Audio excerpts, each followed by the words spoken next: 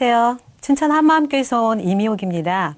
현재 초등학교 교사고요. 아들 하나, 딸 하나를 둔 학부모이기도 합니다. 누구나 부모라면 내 아이를 잘 키우고 싶잖아요. 저는 제 아이의 성공을 위해 자녀 교육에 올인하게 되면서 늘 염려 속에서 살았어요. 그런데 예수님을 만나고서야 자녀에 대한 염려가 떠났고요. 또 진정으로 자녀가 성공할 수 있는 길이 무엇인지 알게 되었습니다. 하나님께서 인도해 주신 이 놀라운 은혜를 여러분과 함께 나누고자 합니다. 저는 평범한 가정에서 태어나고요. 부모님의 사랑과 관심 속에서 어려움을 잘 모르고 자랐어요. 대학 시절부터 신앙생활을 시작했지만 사실 말씀보다는 화려한 세상을 늘 마음에서 동경했습니다. 화려한 도시에서 살고 싶었고요. 그곳에서 문화적 혜택을 마음껏 누리면서 날 사랑해주는 남편, 귀여운 아들, 딸과 함께 알콩달콩 행복하게 사는 게 제 꿈이었어요. 전 남들보다 좀 늦게 교직 생활을 시작했습니다. 시댁의 경제적인 어려움과 그 당시에 제가 하던 사업상의 문제로 저희 가정 형편은 많이 어려웠어요. 늘 현금 서비스를 받아서 생활을 했던 것 같아요. 이렇게 어려운 상황 속에서도 아이 교육에 투자하는 돈은 전혀 아깝지 않더라고요. 저축을 하는 것보다 집을 사는 것보다 더 확실하고 값진 투자라고 생각했습니다. 첫 아이가 100일쯤 되었을 때였어요. 얘 친구네 집에 놀러를 갔는데요. 현관문에 들어서자마자 깜짝 놀랐습니다. 아기 책과 교구들이 얼마나 많은지 새로운 세상이 제 눈앞에 펼쳐졌어요. 애가 두 돌이 조금 지났는데요. 책을 막 줄줄 읽는 거예요. 정말 신기하더라고요. 그래서 이 아이가 언제부터 이렇게 글을 알게 되었냐고 물어봤더니 돌이 지나자마자 글을 다 알았다는 거예요. 나중에는 혼합연상까지 하는 걸 보는 그 순간 바로 이거다. 제 속에서 탄성이 터져 나왔습니다. 그때부터 저는 조기 교육에 관심을 갖기 시작했어요. 아이가 100일이 지나면서부터 책을 사드리기 시작해서 첫 돌 기념으로 500만 원 상당의 책을 구입했습니다. 저희 가정 형편에 책값이 너무 부담되잖아요. 그래서 집에 있는 금을 다 모았습니다. 그리고 책 판매 사원을 하면 원하는 책을 할인가에 살 수 있다는 말에 수단과 방법을 가리지 않고 책을 팔기도 했습니다. 책을 팔 때요, 조기 교육에 대해서 이야기해 주니까 대부분의 아기 엄마들이 솔깃해하면서 책을 200만 원, 300만 원씩 사더라고요. 제가 원하던 책을 다 구입하고서야 전 그 일을 그만두었습니다.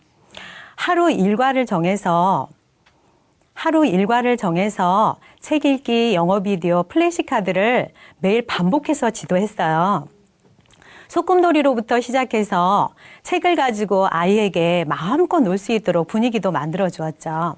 전 아이를 보면요, 머릿속에 뭔가를 계속 넣어줘야 할 것만 같았어요. 아이 교육만 생각하면 정신이 번쩍 나고 힘이 솟았습니다. 제 주변에 있는 아기 엄마들이 이런 저에게 많은 도전을 받더라고요. 제가 영재 교육에도 관심이 많았는데요. 저희 아이가 4학년이 되던 해에 수학학원을 보냈어요. 그 학원 원장님 아들이 6학년이었는데요. 공부를 아주 잘해요. 특목고를 준비하고 있더라고요.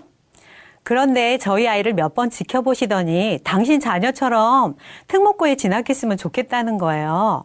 그 말을 듣고 집에를 왔는데 정말 잠이 안 오더라고요. 며칠 밤을 새워서 고민한 끝에 저도 아이의 목표를 특목고로 정했습니다. 그 후로 스펙을 쌓기 위해서 모 대학의 과학영재교육원에 지원을 했는데 합격을 한 거예요. 와, 정말 그때부터는 우리 아이가 영재로 보이더라고요. 저는 과학적 호기심을 불어넣어주기 위해서 도서관을 드나들면서 과학 관련 서적을 실어 나르기 시작했습니다. 저희 어머님 신분증까지 빌리니까요, 대출총 5개를 만들 수가 있더라고요. 그럼 한 번에 책 20권을 대출받을 수 있는 거예요. 아직 읽지 않은 책이 뭐가 있는지를 하나하나씩 체크해 가면서 일주일에 2번, 총 40권의 책을 대출받으니까 얼마 지나지 않아서 도서관에 있는 책을 아동 청소년 과학 관련 서적을 다 읽게 되더라고요. 특목고에 대한 관심과 함께 이제는 강남으로 이사하고 싶다는 생각이 들더라고요. 아이가 초등학교 6학년이 되던 해 저는 초등 임용고시에 합격하게 되면서 드디어 강남에 입성하게 되었습니다. 이삿짐을 풀자마자 대치동에 있는 특목고 수학 전문학원에 찾아갔어요. 2시간의 수학 레벨 테스트를 마치고 나오는 아이의 모습을 보는데요. 정말 깜짝 놀랐어요. 마치 해산의 진동을 겪고 나온 여자처럼 기운이 하나도 없고요. 식은땀에 머리를 얼마나 쥐어뜯었는지 젖은 머리가 산발이 되어 나오고 있는 거예요. 순간 웃음도 나왔지만 사실 애가 이러다 미치는 거 아니야? 하는 걱정도 되더라고요.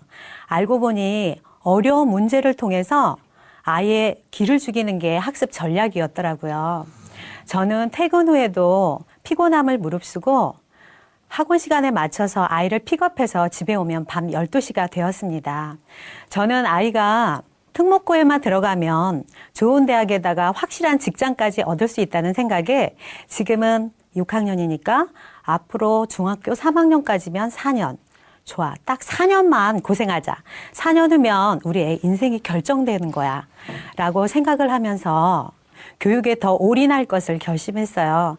그러면서 수학은 올림피아드 경시대회를 그리고 영어는 개인 과외를 통해서 에세이를 지도하도록 했습니다. 그런데 이제 와서 생각해 보니까요. 제가 성공에 대한 욕심으로 눈이 어두워져서 아이가 무엇을 원하는지 잘 보지 못했던 것 같아요. 저희 아이는요, 개구진 성격에 호기심이 많고 자신감이 넘치는 아이였어요. 고등학교에 올라가서야, 입학해서야 알게 되었는데요. 이과보다는 문과 성향이 아주 강했고 특히 사회현상에 관심이 아주 많은 아이였더라고요. 그러니 특목고, 더구나 과학을 전공할 마음은 전혀 없었던 거죠. 저는 이 학원에 이 아이의 인생을 걸었지만 아이의 입장에서는 엄마가 학원을 정해주니까 그냥 다녔던 거더라고요. 그런데 그 학원은요, 특목고에 뜻이 없는 아이들은 감당할 수가 없는 곳이었어요. 매일 쏟아지는 어려운 수학 문제더미 속에서 고뇌의 시간을 보내야 했습니다. 함께 공부하던 아이들 중에 이런 어려운 문제들을 아주 잘 풀어내는 아이는요, 1명, 2명 정도였어요. 그런데 그 아이들에게 도전을 받는 게 아니라 짜증과 열등 의식이 막 쌓이면서 결국은 자신감을 다 잃어버리더라고요.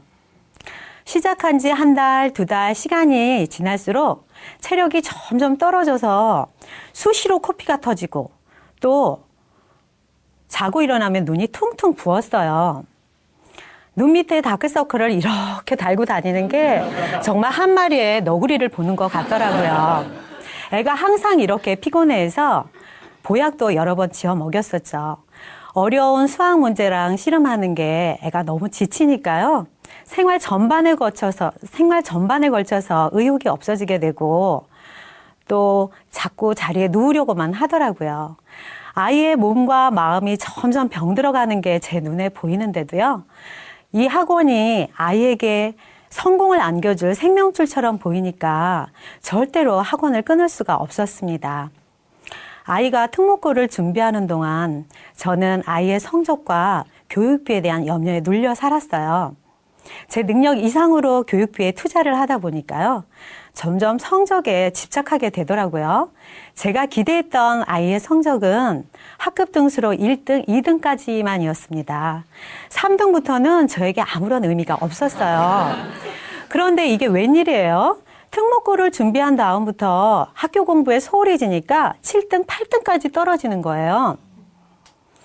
전 성적표를 받아보는 순간 앞으로 얼마나 성적이 더 떨어질지 정말 불안한 마음이 쓰나미처럼 몰려왔습니다. 이 다음에 커서 성공하지 못하면 어쩌지? 내가 아이한테 기대가 너무 컸나? 결국 이도저도 아닌 애가 되면 어떡해? 이런 생각이 현실이 될까 봐 너무 두려웠어요. 4년만 고생하자 했는데 벌써 1년 반이 지났어요. 이때부터는 내용이 훨씬 더 어려워지고 학습량이 2배나 될 뿐만 아니라 또 과학까지 선행을 해야 했어요. 목표가 맞지 않는 저희 아이에게는 지옥 훈련이 되겠더라고요.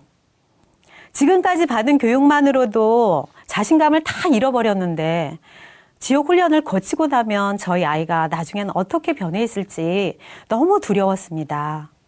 그런데 또 한편으로는요, 아이가 이 특목고에 마음만 정해주면 잘할 수 있을 텐데 하는 생각이 막 치고 올라오는데요.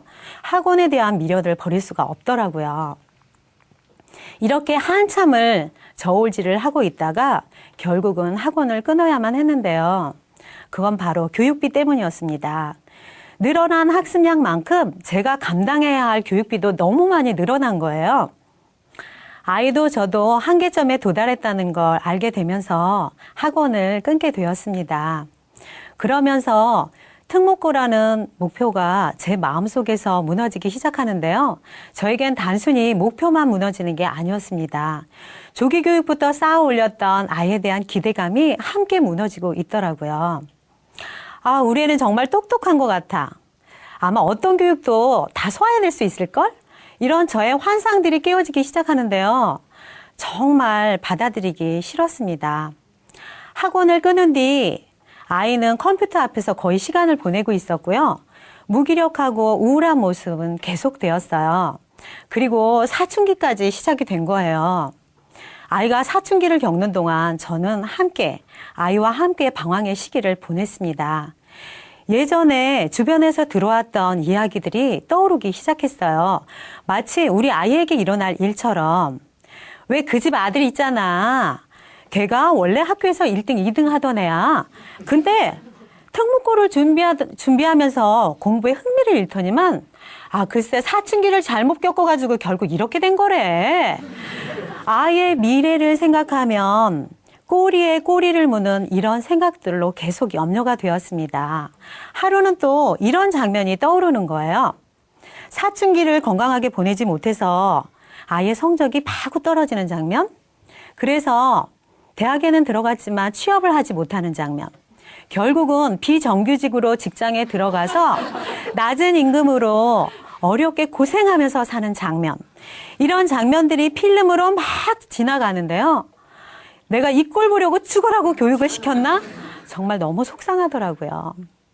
이제까지 돈과 명예를 위해서 교육에 올인을 했는데 아이는 결국 공부에 지쳐버리고 세상 쾌락만 쫓다가 쫄딱 망할 수도 있다는 생각이 드니까요. 너무 겁이 났습니다.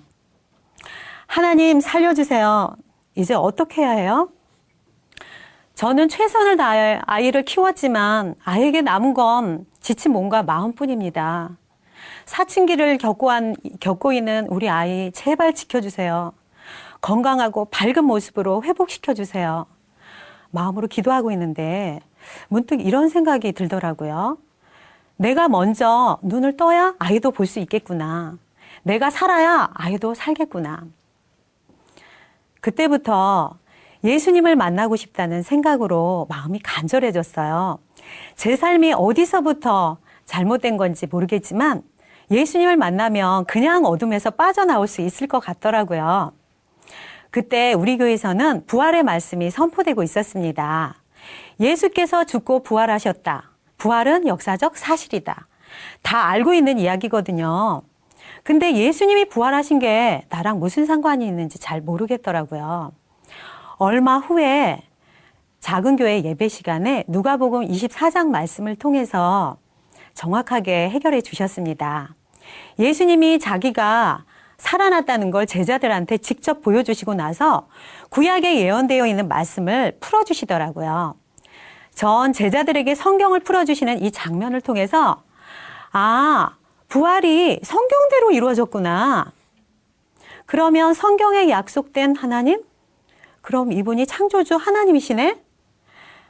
부활하신 예수님이 부활하신 게 저와 상관이 있더라고요. 성경대로 죽고 성경대로 부활하신 이분은 바로 나의 주 나의 하나님이셨습니다. 전 제 삶의 주인이 전 줄 알았어요.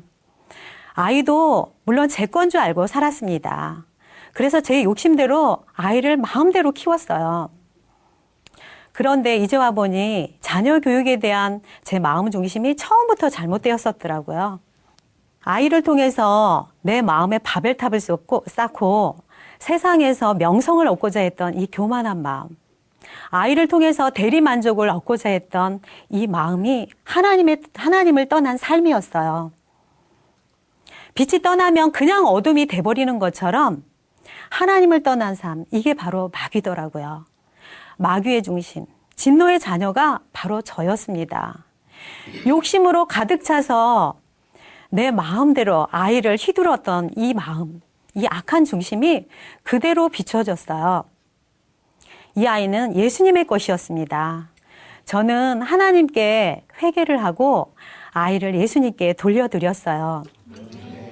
하나님, 이 아이는 예수님 겁니다. 이젠 나의 욕망을 채워주기 위해서 사는 아이가 아니라 예수님의 영광을 위해 사는 아이로 키우겠습니다. 라고 고백을 했어요.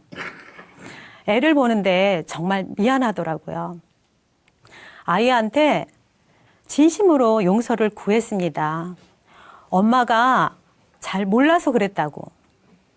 앞으로는 하나님의 말씀으로 가르치겠다고 아이에게 이야기를 해줬어요. 예전에는 제 삶에 예수님이 주인이 되면 내 거를 가난한 사람들한테 다 퍼주고 나중에는 정말 거지가 될 것 같아서 싫었습니다. 내 거를 놓치면 정말 죽는 줄 알았어요. 예수님이 누구신지 알아지니까 모든 오해가 다 풀렸습니다. 내 거를 뺏으려고 주인 되어주신 게 아니라 당신 거를 다 주시고 함께 살고 싶어서 주인이 되어주셨더라고요. 이젠 전 압니다. 아이가 성공하는 길은요, 예수님을 만나는 거예요. 아이의 인생은 공부에 달려있는 게 아니라 예수님께 달려 있습니다. 공부를 못한다고 해서 아이가 잘못되는 게 아니거든요. 그렇다고 해서 공부를 하지 말라는 건 아니에요. 예전에는 돈과 명예를 위해서 공부하라고 했지만 이제는 주를 위해서 공부하라고 정확하게 말을 해줍니다.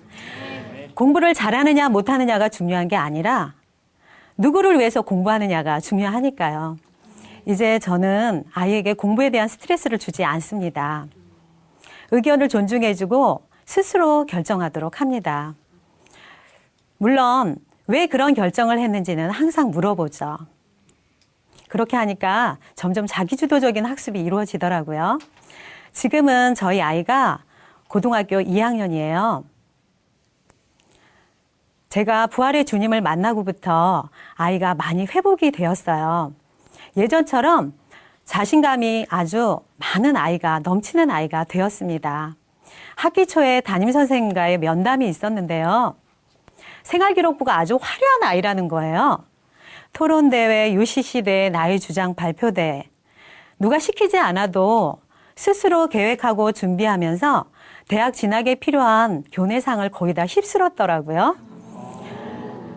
얼마 전에는 학생회장에도 출마했었어요.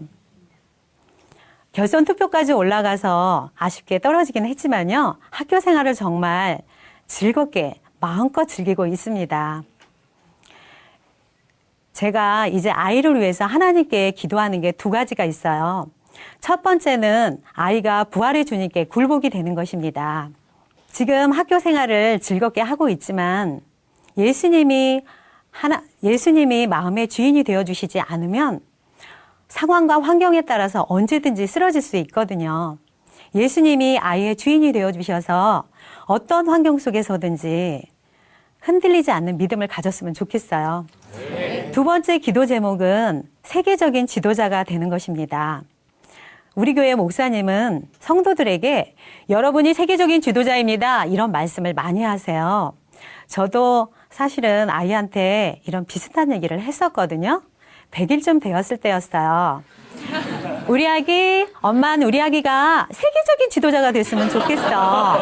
외교관 어때? 그럼 영어 공부 열심히 해야겠지? 하면서 100일 지나고부터 영어 비디오를 즐겨 틀어줬었거든요.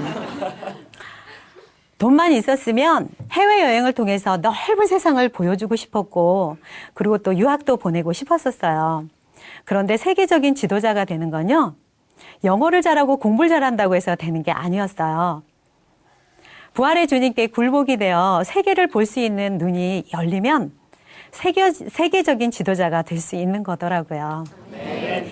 이제 저는 진정한 성공을 소망하면서 기도하고 있습니다. 아이의 미래만 생각하면 항상 불안과 염려 속에서 살았던 저였어요. 그런데 이제는 마음이 얼마나 가벼운지 몰라요. 날아갈 것 같아요. 이젠 아이에게 짜증내는 말이 아닌 축복의 말이 흘러나옵니다. 예수님이 저의 주인이 되어주셔서 이런 삶을 누릴 수 있게 된 것 같아요. 우리 가정의 주인이 되어주신 예수님 사랑합니다. 감사합니다.